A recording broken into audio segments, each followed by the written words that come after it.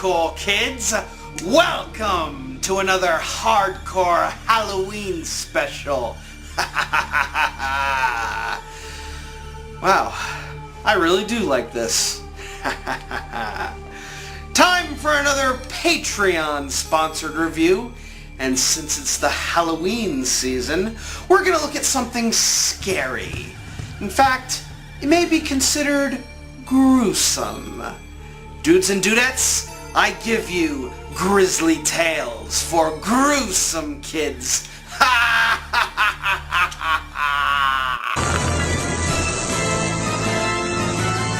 Based on the stories by Jamie Ricks, Grizzly Tales for Gruesome Kids is an animated anthology series that covers a bunch of cautionary stories centered around a bunch of douchey kids who meet gruesome endgames that result in them getting mutilated, disfigured, or even turned into chocolate.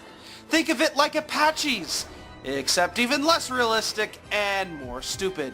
It's mean-spirited, it's nasty, and it's narrated by that hippie Neil from The Young Ones. Now that's gruesome. And being the gruesome kid that I am, I'm gonna check out a few episodes from this show and see what I can make of it. Get ready to see a bunch of kids suffer some very dire punishments as I review Grizzly Tales for Gruesome Kids. Cue the theme music.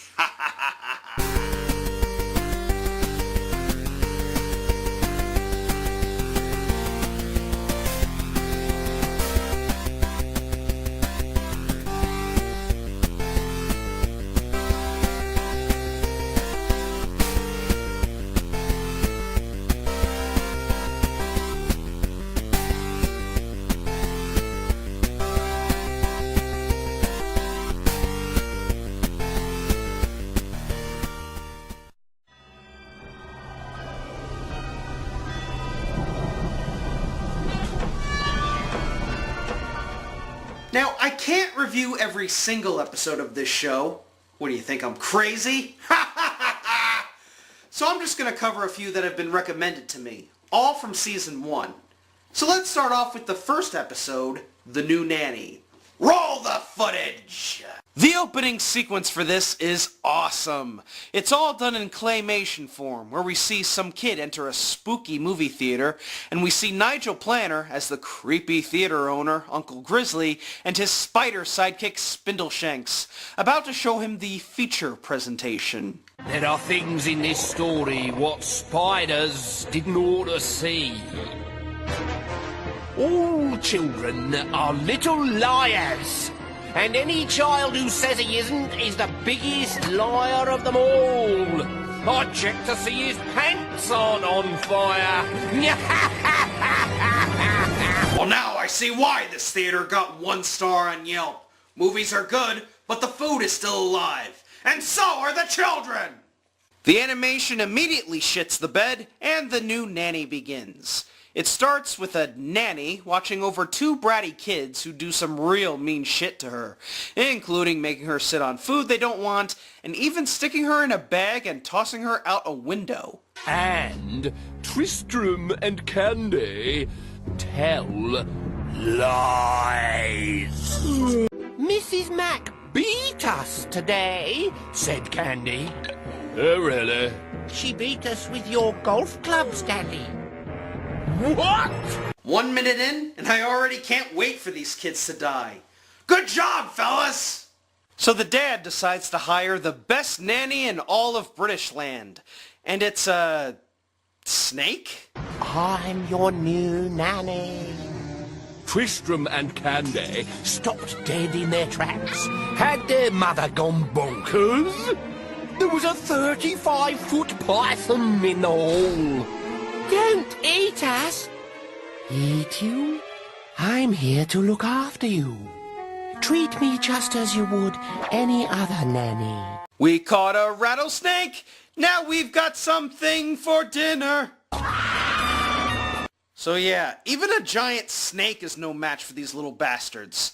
So the mother once again calls Nanny 911, and this time gets a spider? What's next, an alligator? Yeah.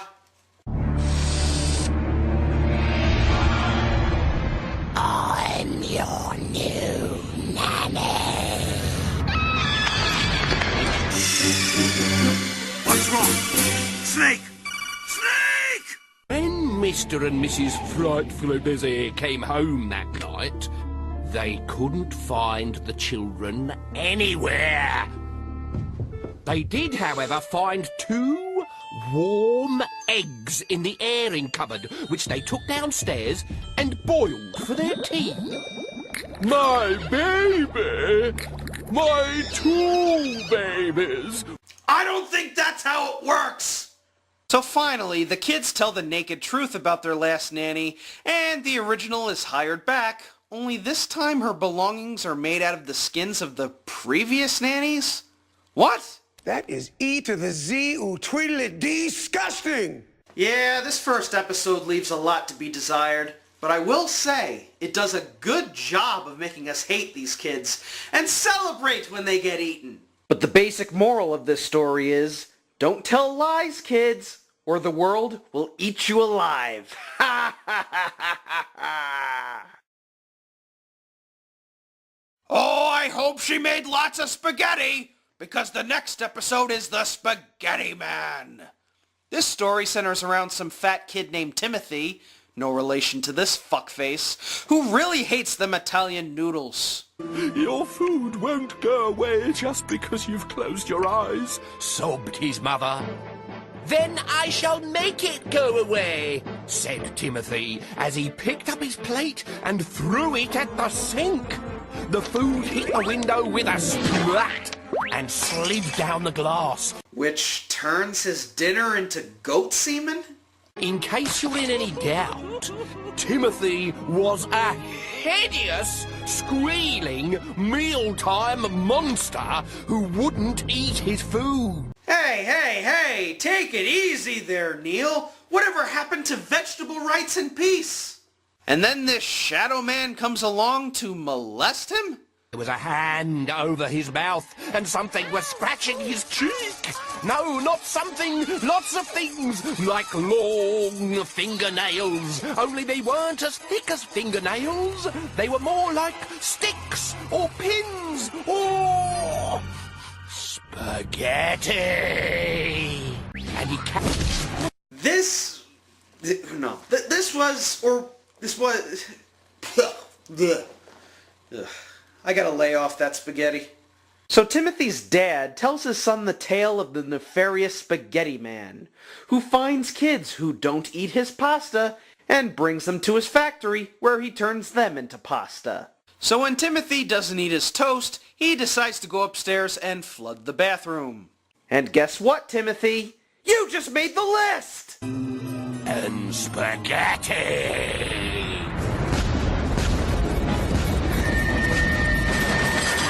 Timothy awoke. Wait, what? Did I just miss a scene? The hell just happened?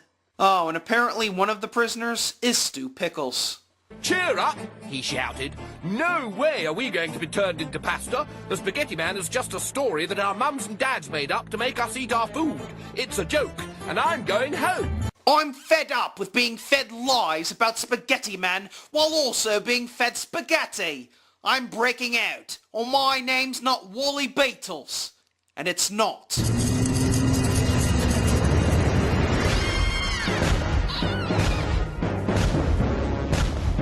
Guess who I'm having for dinner tonight? Laughed the Spaghetti Man. It was a cruel laugh that made the children suddenly wish they weren't there. Why are you two still alive? But of course, they were. And the episode ends with Timothy being turned into lasagna and fed to his parents. My God, the Spaghetti Man was Eric Cartman this entire time! This episode is awesome. It's certainly an improvement over the last episode, but there's a few gripes. The animation is very choppy. There's a couple parts where key shots are repeated, and there's a few scenes that feel like they're missing. Also, the ending is a little bit rushed. They don't even give you time to process that Timothy got, well, processed. But I will say, the Spaghetti Man is pretty frightening looking.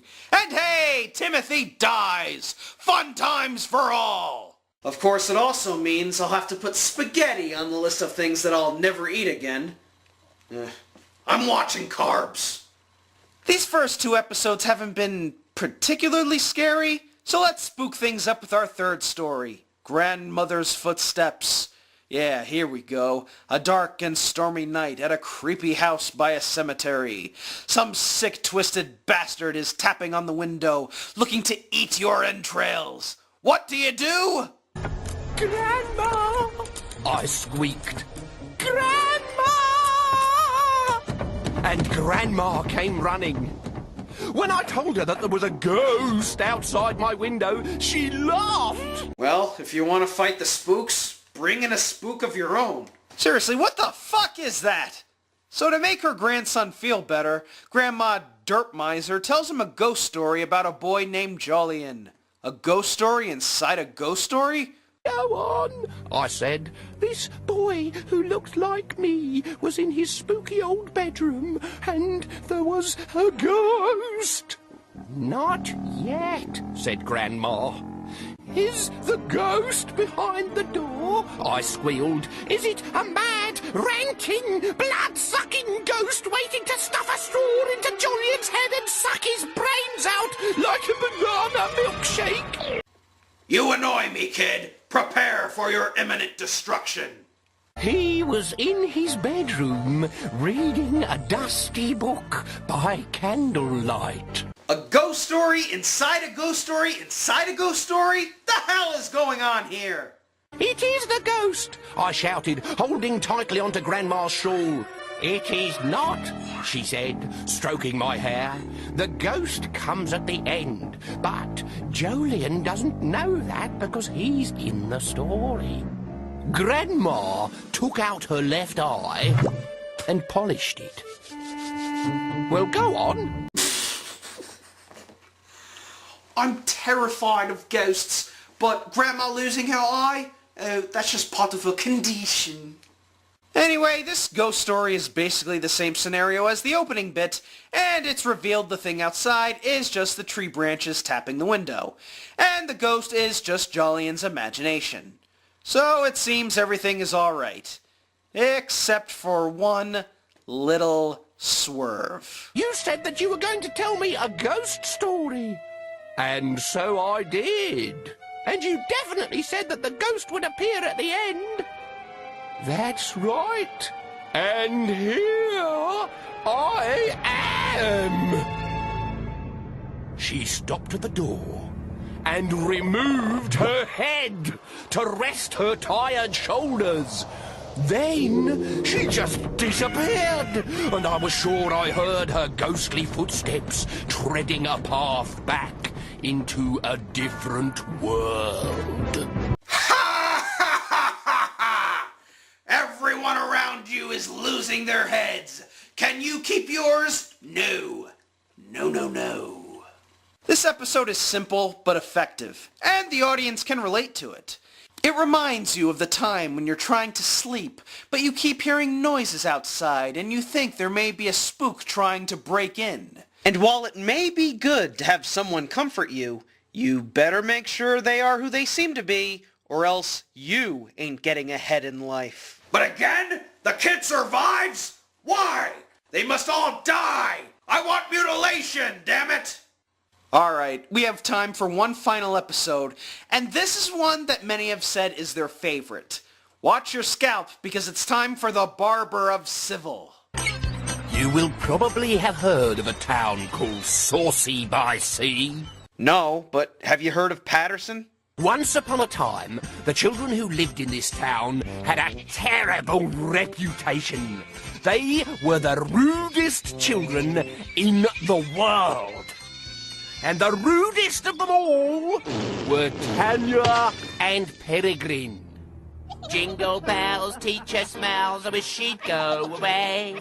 She looks just like an elephant, I've nothing more to say. Tuck your skirt into your knickers yourself. Well, as long as these twats aren't running around chanting "Eat shiitake" 500 times a day, I'll give them a pass. Well, what have you got to say for yourselves? We're not scared of your stupid old stick. If you really want to know, you make us sick. 'Cause you look like a camel with a hairy hump. You're an innie, you're a twit, you're a great fat lump. These two cretins don't belong in our society and need to be placed in their own personal hell. Send them to Giant Stadium. Or just send them to a barber shop run by a guy who collects human tongues. Ew! So Sweeney Bob visits Tanya and Peregrine's school to shut up some nasty students. And luck be a lady, Tanya and Peregrine have appointments to get scalped. And what might your name be, my dear? It might be drop dead gorgeous, but it isn't. Sorry, bitch, but I'm only covering one Young Ones alumni, thank you. You know, that does make me wonder. Do you think Nigel Planner would have been a better drop-dead Fred than Rick Mayall? Nah. Although I'm sure this guy would make a pretty good Freaky Fred. So the white stripes go to the barber, and because Peregrine is a complete dumbass, he grabs one of the tongue slug things and accidentally swallows it, as well as dropping the jar. As the heaving, twisting ball of slimy slugs slithered around Tanya's feet, she heard 100 cheeky voices shout out, Pecorine is too good right now. Pecorine is too good right now. Pecorine is too good right now. Too good right now. Too good right now. Too good right now. Too good right now. Too good right now.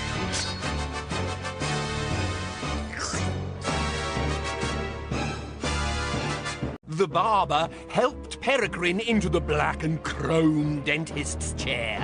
You've been a very bad boy, son. Time to shave those pubes off. Wide, he said. Stop! Screamed Tanya. You're not a dentist. Why should he open his mouth? You cut people's hair. Whatever gave you that idea? He laughed. I teach little children to keep a civil tongue in their heads. So, those aren't slugs in your pocket? No, they're children's tongues. Well, wait a minute, isn't there an insurance policy for this kind of thing? Surely the procedure would result in internal bleeding, loss of taste, and in Peregrine's case, slug and stool syndrome? But no, the barber just chops off parts of their tongues, which means now they can't swear, be cheeky, or say any more stupid shit. So basically,